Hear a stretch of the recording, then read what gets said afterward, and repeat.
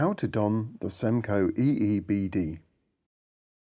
Open the set by lifting the yellow clip, removing the lid and discarding it.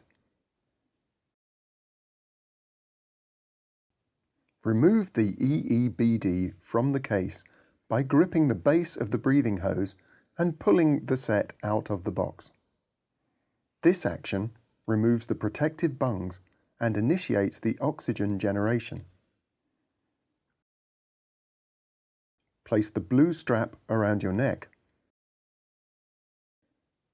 Insert the mouthpiece and tighten the neck strap to support the EEBD. Apply the nose clip and pull the face shield over your head. Pull the yellow loops to tighten around your neck if required.